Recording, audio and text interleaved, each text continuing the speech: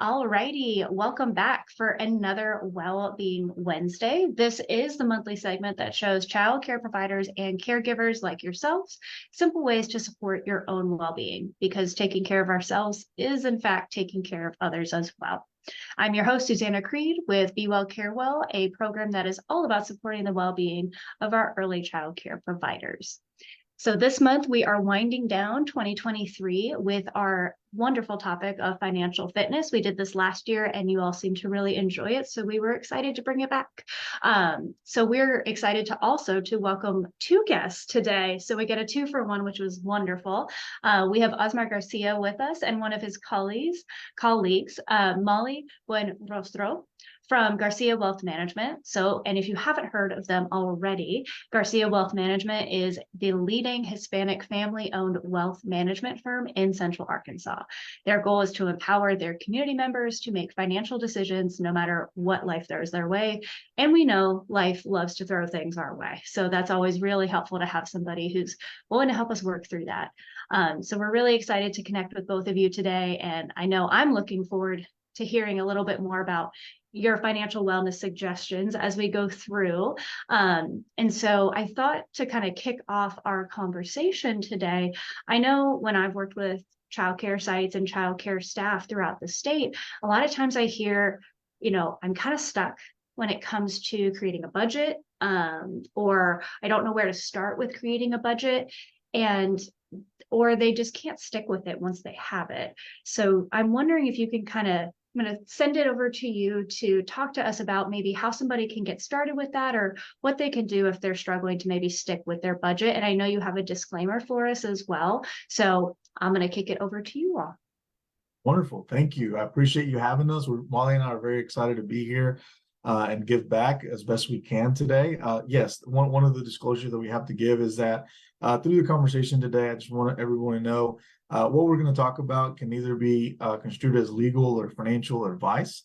For specific advice, we would advise that you seek out a financial advisor, a CPA, or an attorney. But we are going to share some strategies with you that are generic, not necessarily applicable to everyone, but we believe that it'll help you generate a foundation and which you can build on. So we'll get started. Based on that question, we want to start with the rule of thumb. The rule of thumb is 60, 20, 20. That's the rule. 60% of your income, 20% of your income, and 20% of your income. What does that mean? What we generally suggest is that 60% of your income be used for lifestyle expenses. So these are things like your mortgage, your rent, your homeowner insurance, car insurance, car notes, etc. Those needs. Those needs, like those financial needs, like, I guess I have to pay my mortgage, right? Exactly. It's what we need to survive, right? Groceries, utilities. So that's the number that we recommend, 60%. 20% should go towards savings. Now, this can be savings for the short term, midterm, and long term. So what does that mean? You might be saving to buy a new car in the next few years. You might be saving for a 1-year vacation, right? Your annual vacation.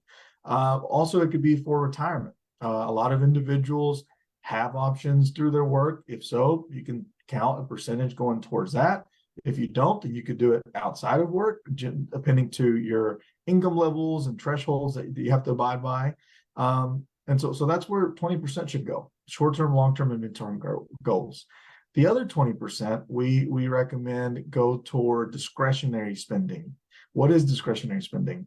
So think about groceries. Now, when you go to the grocery store, that is a lifestyle expense. However, you can exercise discretion, right? So you can choose to buy the Great Value brand, or you can choose to buy the name brand. Well, that could be considered a discretionary expense when you're paying $5 more for a product than you would for the Great Value if it were the same. That's a minor example. But also, let's talk about traveling, right? So, you might take a weekend getaway to Fayetteville, Branson, somewhere local, versus a trip to Europe, right? So exercise discretion with that 20%. So that's the rule: 60, 20, 20. And that's where we'll start. Go ahead. And I have a quick question on that. Sorry, I'll probably jump in every now and then, just Totally to kind of clarify, and also based on some of the conversations that myself and some of our well-being coaches and curricular concept staff, the feedback that we've heard around finances. So correct me if I'm wrong. It sounds like 60% are those like needs. We have to do it. It's our main things to kind of keep going. 20% is towards some sort of savings. Like you said, it could fall into any of those categories. And then maybe the 20%, and correct me if I'm wrong on all of this, but it's almost like a little bit of a slush fund, meaning it's a little bit of that flexible spending, because what if that month one of the car tires goes flat and you're like, well, I didn't plan any of that in either of those, but I can use that for my discretionary fund. Or maybe you haven't had as many, so you're like, well, I kind of want to get that nice dinner tonight. It's a little bit of like a 20% flexibility sense. Am I understanding correctly? Yeah, that's Okay, right. Yeah. And got it. discretionary term kind of encompasses all the things, right? And we have to learn to prioritize too. So yeah, to your point, if your car breaks down, well, that's going to take priority over buying that nice steak dinner for that month or whatever it may be. Yeah, darn it. So definitely learn to exercise discretion within that. Now, one of the things we always propose, and this can apply to anyone, is having an emergency fund. And so a percentage of that 20 discretionary and a percentage of that 20% savings could be allocated to get a emergency fund set up. If you don't already have one, general rule of thumb, you want to have between 3 to 6 months of your expenses. Some people prefer income, expenses is enough. In the event that you were to lose your job or go into some type of short-term disability. If you don't have one, start it out. Here's a very basic formula. Do the budget, which we're going to share a budget with you today. And let's say that your expenses come out to be $3,000 a month, right? And you are married, both spouses or work outside of the household. And, from that stance, you need 3 months worth of expenses. If you're a single income household, you need 6 months worth of expenses. So back to the example. If $3,000 is being spent a month, multiply that times 3, that's $9,000. Divide that out over a, say, 48-month period. And it's almost like as if you're financing your savings, right? You're making payments towards your emergency fund. So that's $187.50 a month that you would put back. I was literally just going to calculate that. You were in my head. Yeah, that's simple, right? Now you're financing it, so you can either shrink that, you can do it in 24 months, 36 months, 48, etc. But that's the goal, is for you to get started. And then one thing I would propose is that if you have to tap into that emergency fund before it's complete, don't put yourself down for that. That's what the emergency fund is for, is to prevent you going into debt, right? Because if you don't have that, more than likely you're going to have to borrow money from someone or put it on a credit card, and we all know that that's probably not the best thing to do. So hopefully that helps. Got it. And real quick on the emergency fund. So, because sometimes I know for myself, I like to be perfect at all things immediately. And so the idea of like, okay, I might need $9,000. I look at that giant hole, even if it's like, $187 a month. I'm like, that's a lot. And it's sometimes that can, it's like analysis paralysis, or it's like you're looking to get it exactly right. And so we don't start. So if those numbers maybe sound, for anybody who's watching, if those sound too big, or like, I don't know if I can, and we're finding it hard to get started, what suggestions do you maybe have for somebody who's experiencing that, where the idea of 3 or 6 months is just feeling super overwhelming for them if they have nothing in their emergency savings right now? Sure, that's a great question. Break it down into smaller bits, right? So instead of focusing on that larger number of 3 months, if that is the goal, break it down into a weekly emergency fund. How much should I have for a week emergency? If I were to not have a week's worth of pay, what would I need to have to pay the bills? So that's much easier to manage. And then break it down to where you're saving for, at least a month or so to get that week's worth of expenses saved up. And then go to the next week, right? So you kind of build on it. Similar to going to the gym. No one's going to go to the gym and put 4 or 5 plates on the bar. You're going to start probably with the bar. Same thing. Start simple. Break it down into smaller goals that are more attainable. and celebrate that. When you get to that week's worth of expenses saved, celebrate it and then move on to the next.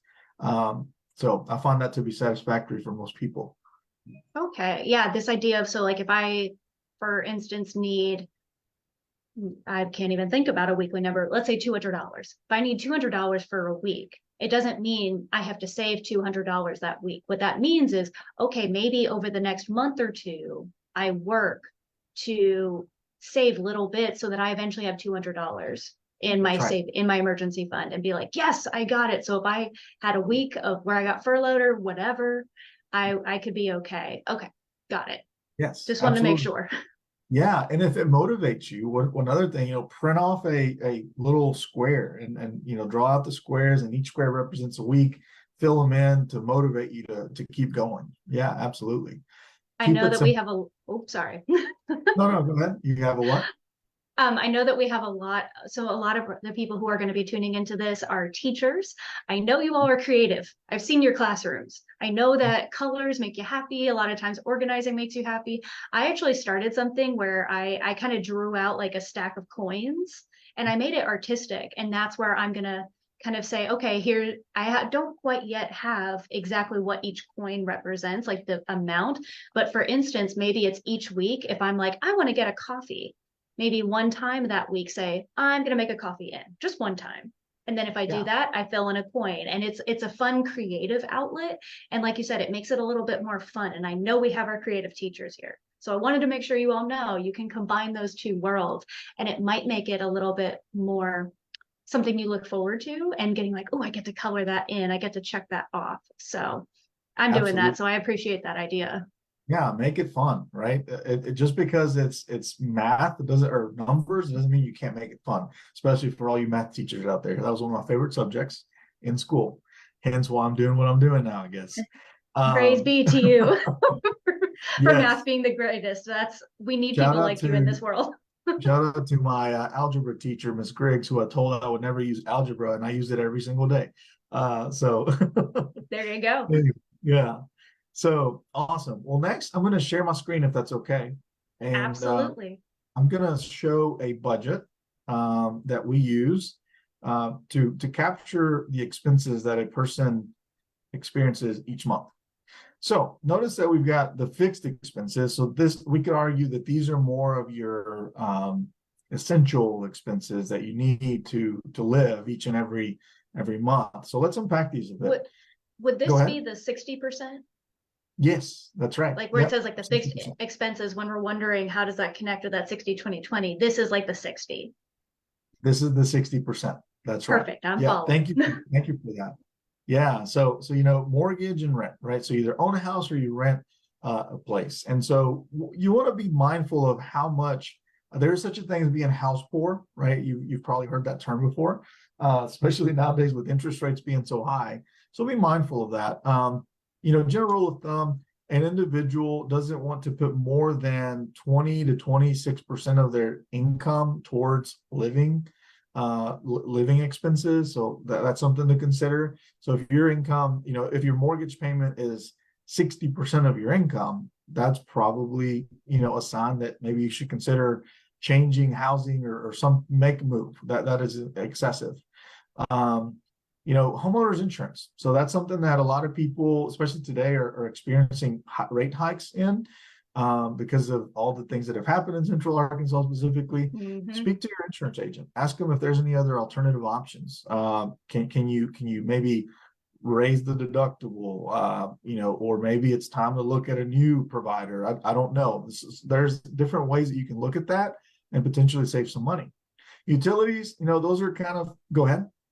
So I'm trying to get better at not interrupting when I have something. Okay. So Yeah. one thing too is with homeowners insurance, especially, and I find this with car insurance too, a lot of times most policy insurance companies will kind of seek out those discounts for you, but it never hurts to ask. Like I have AAA, so maybe there's a AAA discount for my home or my home insurance or my auto insurance, or if I bundle my home and auto, the total expense is actually going to go down.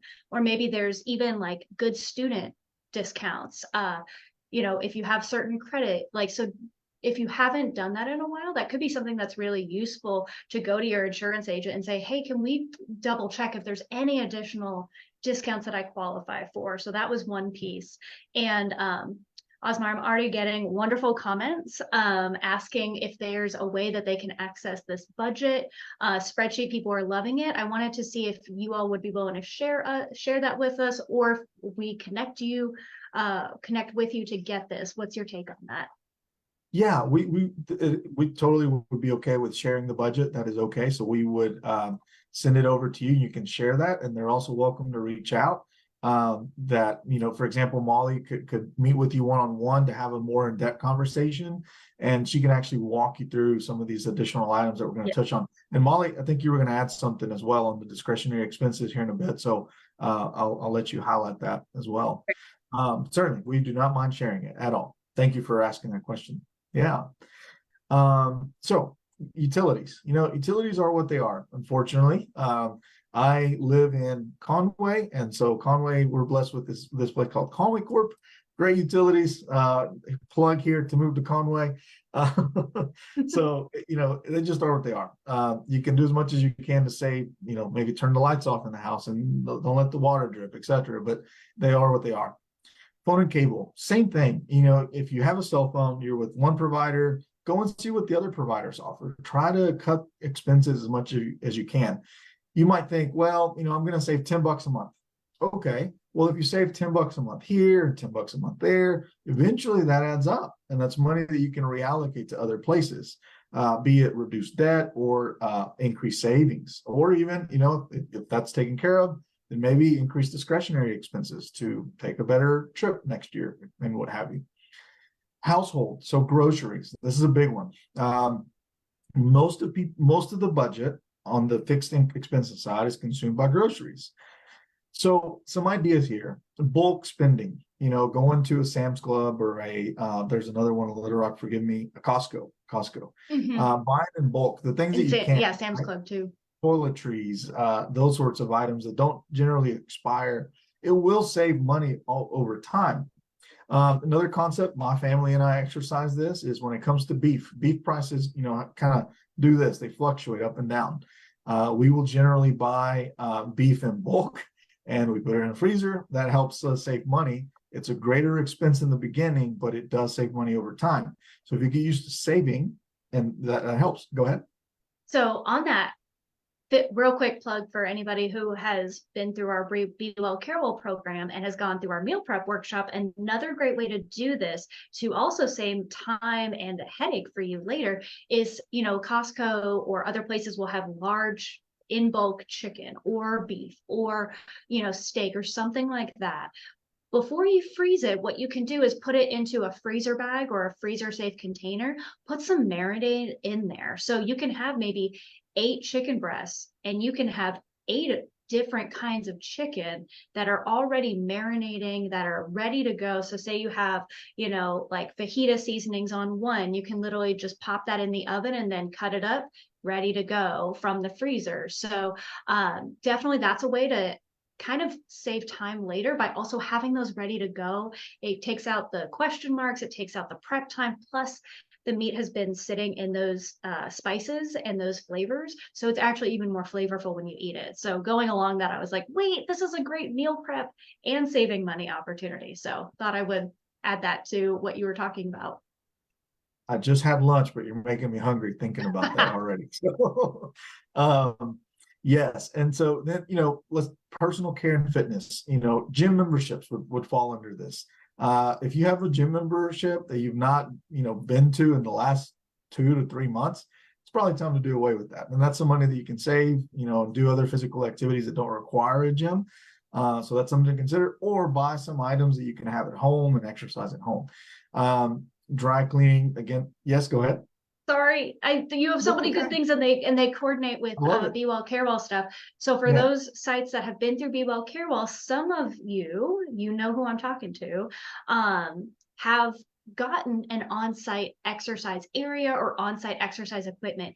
If you have a work site that has any sort of exercise equipment on site, whether it's through Be Well Care Well or separately, use that.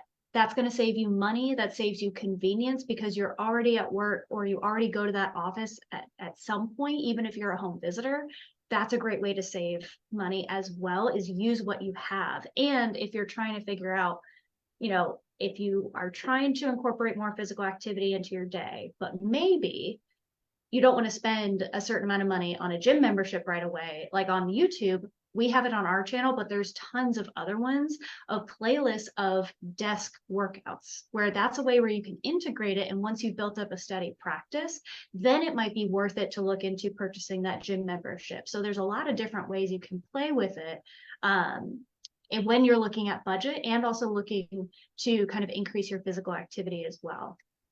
All right, I'll pause for a bit. Y'all have so much good information. Yeah, no, this is great. I love it. This is, I mean, you're weaving in all the other things that you guys do, which is wonderful that you provide so many ideas and services to the individuals you serve. So with that in mind, you can pretty much see the rest of the fixed expenses. The two major ones that again we talked to individuals about are groceries, the insurance side of things, homeowners insurance, that vehicle insurance. Those are items that can generally be changed in some ways. As you can see on the transportation side, auto payments. One thing that you might consider is you may have acquired a vehicle with a high interest rate. Now, interest rates, unfortunately, today are a little bit high. But if you're able to do some type of refinance and bring that interest rate down, that will in turn lower your monthly payment. So there's some wiggle room there as well that you can take advantage of. Maintenance on vehicle, that's kind of a necessary thing. Otherwise, your vehicle is going to break down. Consider shopping around, call different shops. How much does it cost for an oil change? You'd be surprised the drastic differences. The one that I go to is very good. And it doesn't take more than like $35 to do it every 3 months. And it's great. Great service. I know. I'll give you I'll give them a shout out. Raising children, that's an expensive item on the budget. Now, I have 3 kids. My 4th is on the way. He'll be here probably in the next 2 weeks. So if anyone knows something about that, it's me, I promise. So one thing you can do here is when it comes to purchasing clothing for your kids, instead of going to the store, don't be afraid to go to a flea market. There's so many flea market opportunities.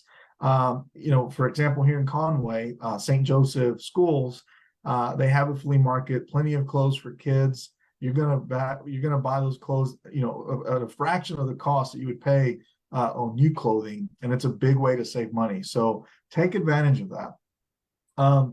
Hopefully that's helping so far. Credit card debt, I'm gonna give a quick blurb here. If you have credit card debt, it's been proven one of the best ways to get rid of credit card debt is to pay the highest interest with the lowest balance first and do what's called the avalanche method. If you don't know what that means, Google it, learn about it, and see if it makes sense for you to do that. So those are some of the points that I wanted to point out here. Now I'm going to move on to discretionary spending. And Molly, I think you were going to add something here. Yeah. So whenever you're looking at these categories, there's obviously going to be some that might not fit in here that you have extra, so that you can add it to the other. But where I think Osmar would agree with this, where we see people kind of mess up on the budget is estimating how much they think they spend or estimating how much they would like to spend on dining out or shopping. But something that might be a little painful at first is opening up that bank statement and going through the past 2-3 months of your discretionary spending, writing down every time you got that coffee, every time you picked up that quick meal on the way to the baseball game, whatever it is, and don't feel bad about it, but just be honest with yourself. That way you can gauge a clear picture of, okay, this is what I'm spending a month, and then from there, that's where you can kind of reverse engineer that and figure out, okay, what can I cut back on? How many times a month do I want to treat myself to that coffee? How many times a month should we be eating out, and be more strategic with it? But first, figure out exactly what you have been spending rather than going off what you want to be spending. And then one other tip I'll provide around going back up to the groceries real quickly. Making a list before you go is going to be extremely helpful. What me and my husband have been doing, we take Sunday evenings, we plan out what we're going to eat for that week. I go through the recipes. I write down the ingredients that I don't have. I put those on the list. I go through the house and I figure out what we're out of. So I know what we need for that week. So we're making one trip, not multiple. And then that way we have a list and we stick to it. And when I'm walking past the Debbie cakes, he can tell me it's not on the list. So just holding each other accountable there and knowing what you need before you go to the store. Yes. And I'll add to that, do not go to the grocery store when you're hungry. Oh, yeah. Or you haven't had lunch or dinner. Do not go, because everything is going to look so good and you're going to want to buy it. Don't do it. Yep. I was going to add that if you didn't. Yeah. I'm telling you from experience, because I've done that, obviously. So yeah, thank you for bringing that up, Molly. Lastly, on the monthly savings and investment contribution. So, that's pretty self-explanatory. You've got the emergency fund, you've got the midterm goals, which can be college savings. You've got the shorter term goals, which could be bigger purchases, and then retirement savings. Those are longer term goals generally, right? So make sure that you're allocating those properly. Remember, 20%, that's the goal. It is okay if you've not been doing it and you start at 5%, 10%. Guess what? Generally, everyone's going to get a pay raise. So let's say this year you get a 3% pay raise. Well, take half of that, 1.5%, and allocate it towards savings, and then take the other half of that and allocate it towards lifestyle expenses or discretionary spending, right? Don't be afraid to comp yourself a little bit as time goes on. So those are just some quick pieces of advice that we can give you there, or feedback. Yeah. I know we're getting close to time, if I'm not mistaken, so I want to spend the rest of our time sharing a unique strategy that we have found works with most people. And before I draw it out, what I want to say is this. Think about driving a vehicle. What is easier to drive, an automatic or a standard? And I would argue that an automatic, right? You put the car in drive, you put it in reverse, you press the gas, you press the brake, you're going, you're stopping. Whereas a standard, you're having to shift gears, and you've got a clutch, you've got an extra pedal that you're not used to, and I mean all the things. It can get clunky. Finances are very similar to those two scenarios. So you can either automate your finances, or you can struggle through your finances. So what I'm going to show you is a way for you to be able to automate your finances in a way that allows for you to spend freely without guilt, because kind of like what Molly said, you've already allocated those funds appropriately where they're supposed to go. So let me share my screen here, and I'm going to depend on you two to give me some guidance here. Can you see the circle on the screen? Yep, we can see Okay. the circle. Wonderful. Okay, so first and foremost, we want to have an account that we call the main account. The purpose of this account is to receive your paycheck every single month. Most teachers, my understanding is they get paid once a month, if I'm not mistaken. Typically, yeah. So money goes into the main account. Now, if you're married, it's a joint household, then that money should also go into this account. Next, you want to have what we call an allowance account. So an allowance account for each individual. Here, you would transfer a amount that both of you determine to be a fair amount. I'm going to share. My wife is probably going to get on to me for sharing this, but that's okay. So for us, it's $200 each a month.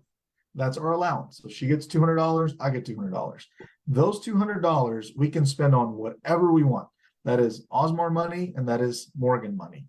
Now, there's no secrets. So we're both on each other's account, right?